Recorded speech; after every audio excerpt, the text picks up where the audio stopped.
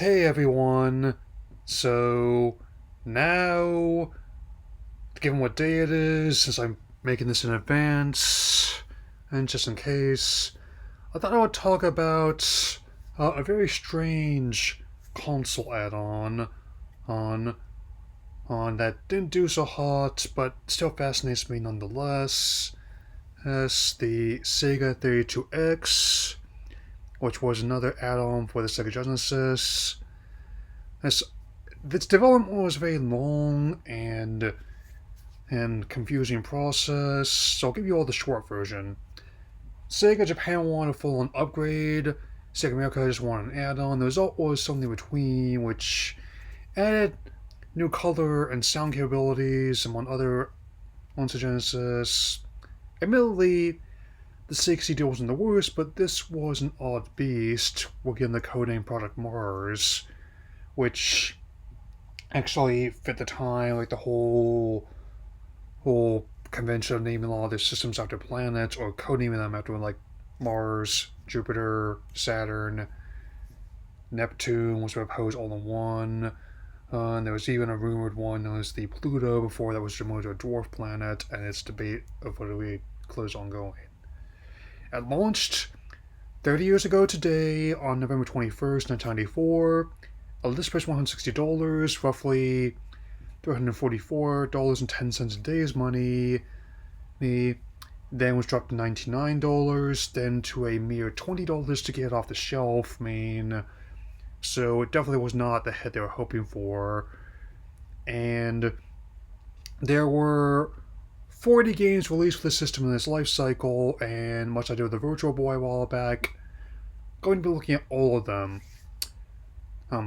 But on the conditions are the game will have to have made it to retail release in the United States, Japan, Europe, or elsewhere.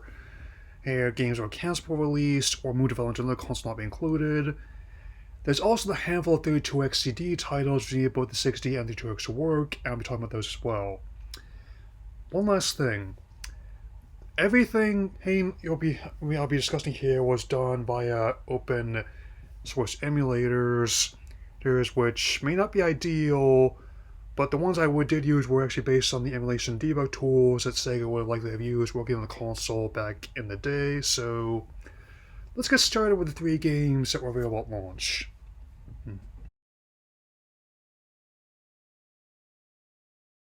Virtua Racing, it's high-octane arcade fun on any system, and definitely fit the convention of that time in the 90s where everyone thought that VR was the next big thing, so Sega made a whole slew of ones with that branding, like Virtua Cop, Virtua Fighter, which we'll come back to in a bit.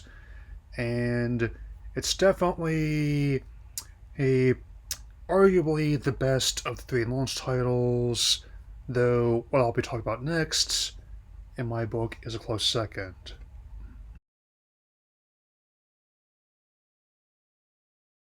Star Wars Arcade is one of several titles that is regarding the saga that Sega put out in the time before the prequel trilogy started, before the special editions came out even. And even though at the time, some people bemoan how the gameplay being repetitive, it sold quite well, and definitely is seen as one of the better games of the system in the day. I would also argue your console can't repel fun of that magnitude, especially compared to what's easily my least favorite of the 3 launch titles. You all know what's coming next, don't you?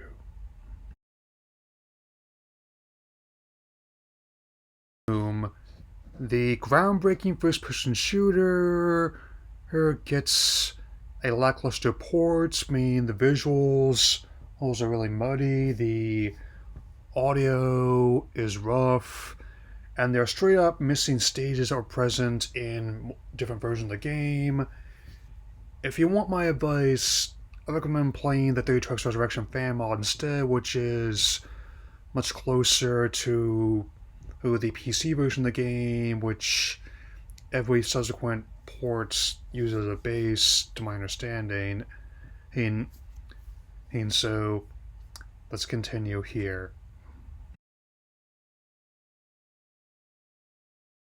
Right, so Virtua Fighter, it may not be my favorite port of this groundbreaking arcade title, but it's personally worth playing to me. I still love my Ninja Kage Wolf, who has been my main ever since the first time I played the arcade version, and for only having three buttons of punch, kick, and block, it's actually surprisingly complex as how it uses those titles, and there's actually a lot of fighting games in the system, and a lot of them, such as this one and the next one, also quite entertaining.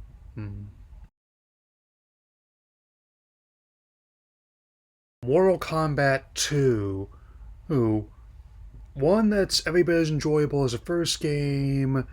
Of course, right at the peak of its popularity, here in 1994 and headed into 1995. It's actually another solid port of a great game, and the bar line from Shao Kahn, excellent.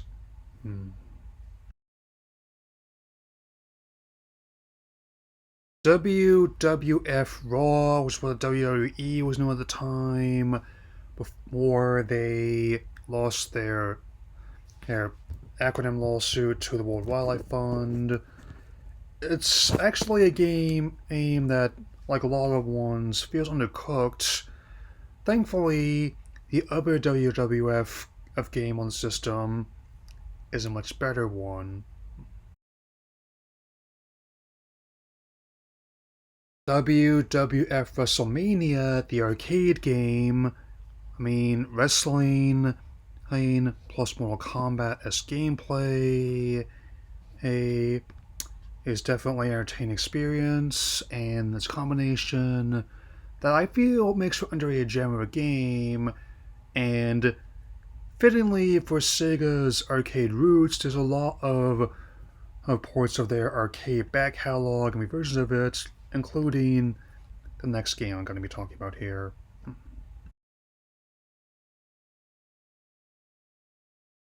Afterburner Complete, which is arguably another solid port which shows how arcade action comes home. May not have the whole cockpit like it did in the arcade one, but it's still like a high octane flight sim either way. And it's another example of an arcade game that I'll definitely be eager to talk about, including the next one.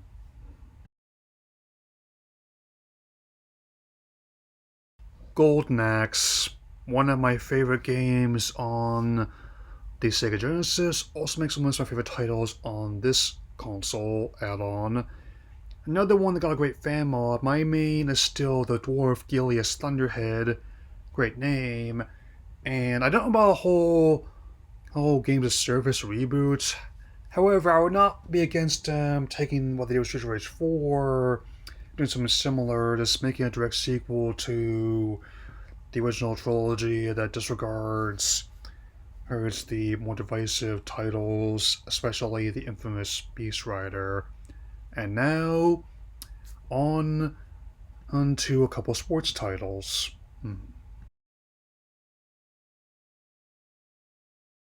NBA Jam Tournament Edition, in which it's this basketball title, which saw many ports after its original arcade release, is still a slamming jam on any system. There's just still something inherently satisfying to me about shouting "He's on fire" here as you're dunking on some poor fool in flames. And even it's definitely arguably my favorite title that's sports related hit on the system which is something I can't really say about the other ones, including our next topic here.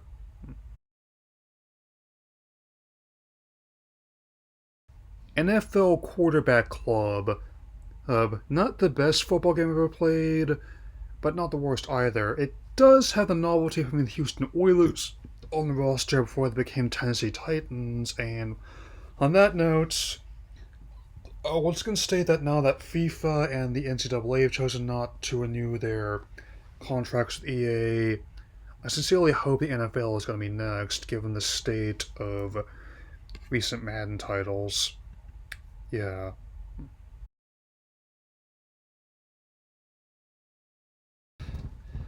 Space Harrier. Another arcade classic, another solid port. I'm just now noticing they put out multiple ones on the system to help fill some holes in their lineup, which is a practice that still is used today whenever new titles are taking longer than you would hope to come out.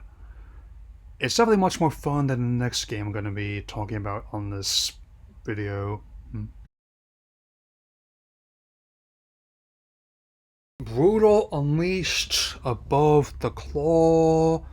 This unbalanced fighting game honestly needs to be neutered and spayed, if I'm being completely honest. The Bob Barker special, so to speak. It's definitely not a good title. Probably my least favorite fighting game on the system. Thankfully, I got another one to follow up that's much more enjoyable.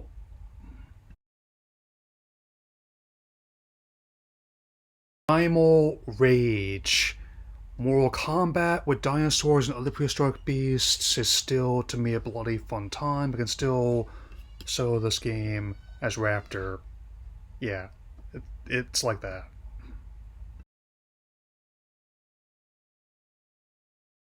Knuckles Chaotix. While not a full-on Sonic game, it is a fun spin-off featuring the franchise on some of the courses, and also is known for being the last appearance of Mighty Armadillo for or until Sonic Mania Plus 23 years later, I believe. So, and it's also not the only title which is on the list of my favorite ones here, personally either, which also includes the next one.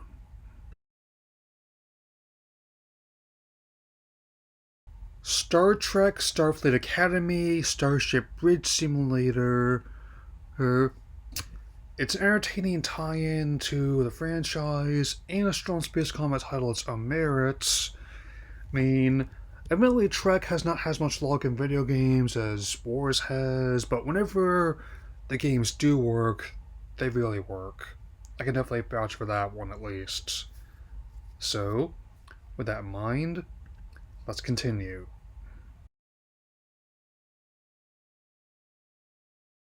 Tempo.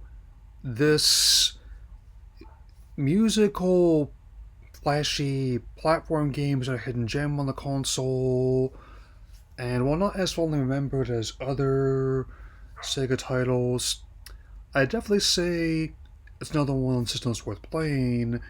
And today was more than I can say for what's going to be the first of a handful of Theater Truck CD games.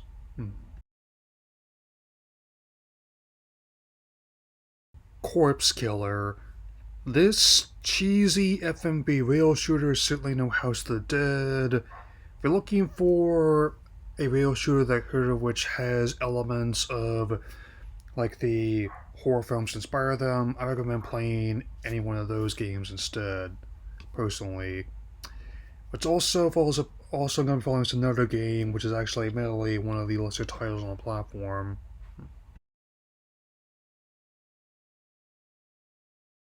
Cosmic Carnage or Cyber Brawl, depending on which part of the world you play this game is. For sake I'm going to be parsing it as Cosmic Carnage Cyber Brawl. Sega reportedly didn't want to release this game, and playing it nowadays, I can honestly see why.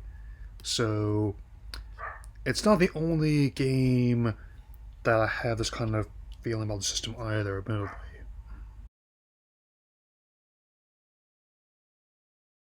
T-Mech. I mean, an interesting idea for a mecha game, but the execution in terms of gameplay is very uneven. One pilot being named Weasel, however, does amuse me as a Frank Zappa fan, since that was his son there. And now we got a mixture of other Space Combat titles, sports games, and others, so let's continue here.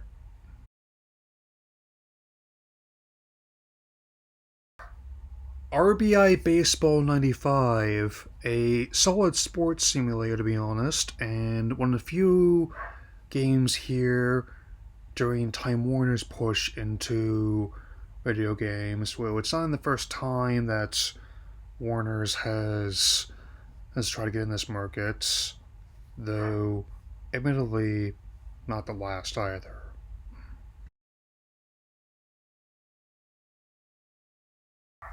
Stellar Assault Shadow Squadron. I wouldn't go so far as to call this game stellar, but it's a pretty decent Star Fox clone all the same, which, as much more I can say for the next couple games I'll be talking about here. Admittedly, this is one of my least favorite ones in the system.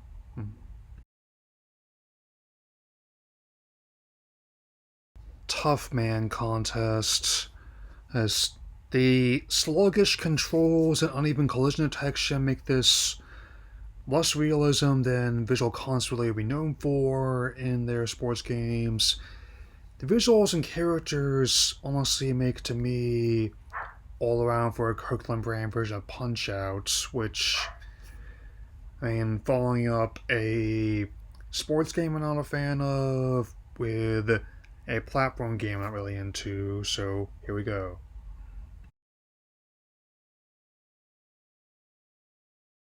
Pitfall The M Adventure.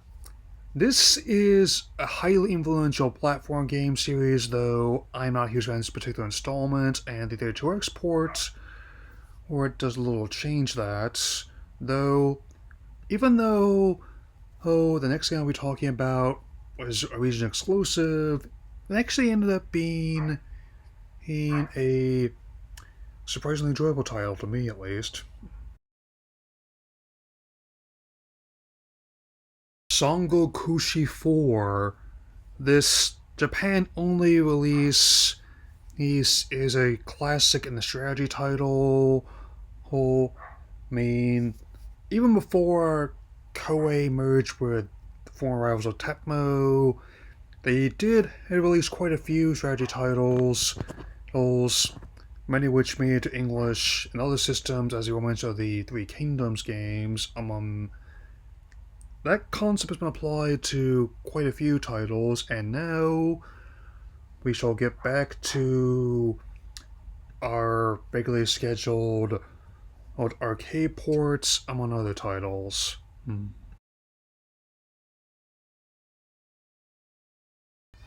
Zaxxon's Mother Base 2000, an update to Sega's isometric space shooter franchise, is admittedly one of the best games on the system. I mean, even though it got mixed reception at the time, people who bought it and played it seem to like it, and I'm just trying to push all these ones in the mindset of someone who owned a Genesis and presumably a Sega CD in 1994, as in someone like who watches as The Simpsons Z69, depending on what night it's on, wears a lot of baggy clothes. I like what the system is offering. I'm going to pick it up, so there's that.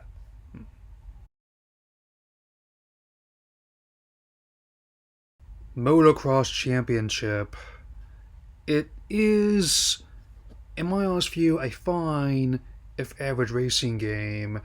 In terms of actually really pushing the then new 32-bit tech, it's really not that different from other ones you could get on competing systems or even the base Genesis. So if you have, like, there's 2 or 3 Road Rash games on Genesis, like I did, or have a Super Nintendo with Mario Kart F-Zero, it's not really that different from any one of those, if I'm being completely honest. So, and now it's time for another game with mechs in it.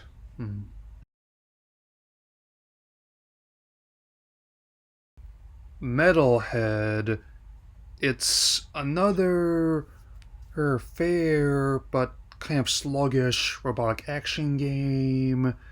Could definitely tell that they wanted to push some of the system's hardware, but like a lot of games in the system, they couldn't quite work out all the kinks for her. They said to themselves, okay, that's enough, we have to get this thing shipped out already. Which sometimes happens today, but not as often as it used to, especially with post-launch updates making it less of an issue than it used to be. Yeah.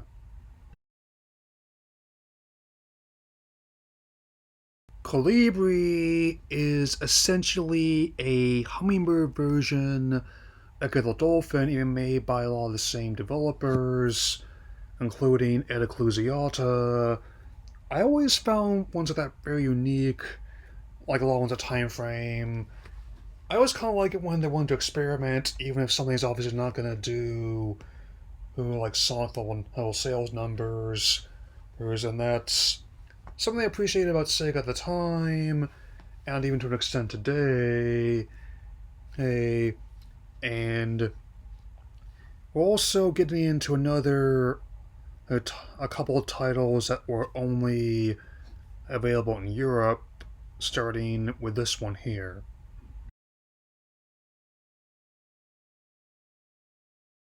FIFA Soccer 96. This Europe Up exclusive footy title is adequate if forgettable. I mean, well, since it's not much to say here this time, I would say. And to be honest, like I said before, now that FIFA let their contract with EA lapse, as well as now the NCAA, I sincerely hope that the NFL this next year just chose not to renew their contract with EA, given how their games turn out lately.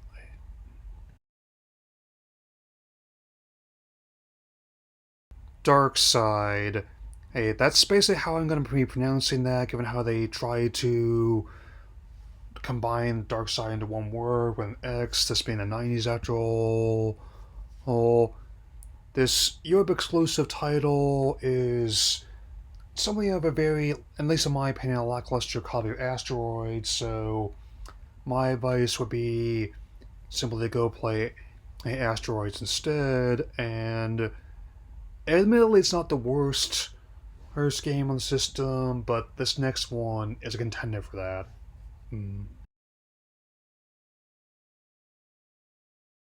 BC Racers. And given the sluggish visuals and gameplay, I'm going to share with you a definition for today. Coprolite. Noun in paleontology, a piece of fossilized dung. See also this game.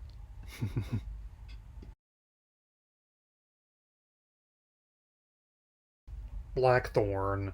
This is a game with a lot of different opinions on it all over the net. If you're asking me about mine, other console I play it on, I found it to be an average game, and I still consider it to be average playing this version of it, if I'm being completely honest. I mean, it's gotten some of a cult following, but it didn't really do a whole lot for me, if I'm being completely honest.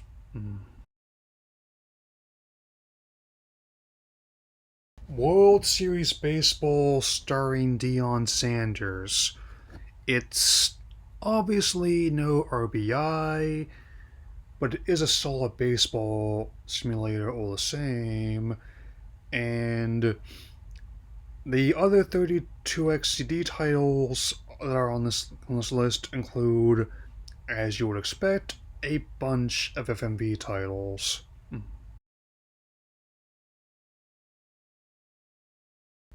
Night Trap. I actually did a whole video on this game already, so you might feel free to go watch it, and once you have, come back here for the next ones.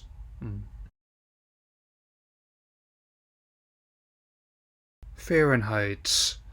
This firefighter-based FMV game is actually one of the better uses of the format, and this is coming from someone who has expressed in the past that I'm not a huge fan of FMV titles as a whole, and especially in a time frame where a lot of these things that can be done in-game, and a lot of people playing these ones today likely will not see the appeal either. And there's one or two more sports games to go through. One is actually pretty decent, the other not so much. Golf Magazine presents 36 Great Holes starring Fred Couples. My handicap is a +6 in this game, though beyond that, it's actually a pretty solid golf simulator, which is definitely something I cannot exactly say about the other sports game starring a recognizable athlete from that time frame.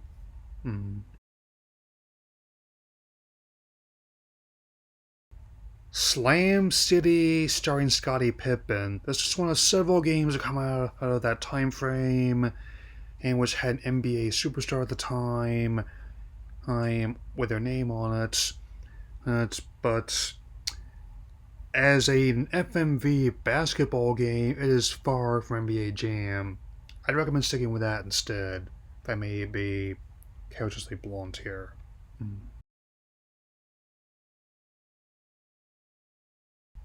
Surgical Strike. Apologies for the foreign boxer. That's one that's actually the highest resolution I could find online. That aside, this bland paramilitary FMV title should be given a do not necessitate order and dishonorable discharge. So you can tell by those statements I'm making, I don't think it's very good, which is also sentiment I feel about, thankfully, the last FMV and 32XCD title on this console.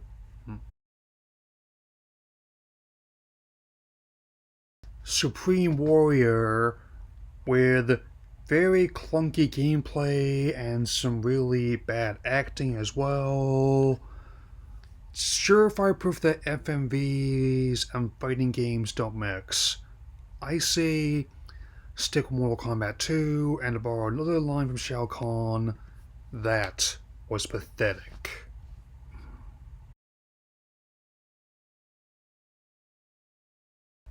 Last but not least is SpiderMan Web of Fire. The last commercial release game for the console in 1996. By which point both the Saturn and PlayStation were out in the States, and the N64 was going to come out later that year as well.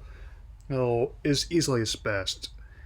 As to mean, whenever Sega and Marvel were working together at that time frame, you were definitely going to be getting a good game with Blue Sky, Zono, and also actual people who worked on the comics, such as Jerry Huber and Jerry Marcoda being involved with the game's development, which sees Spider-Man facing off against Hydra, and they're here. And even though they're not the most well-known members of Rogues Gallery you're facing here, they are still engaged when you fight the likes of Dragon Man, Eel, Thermite, Blitz, and the Super Adaptoid.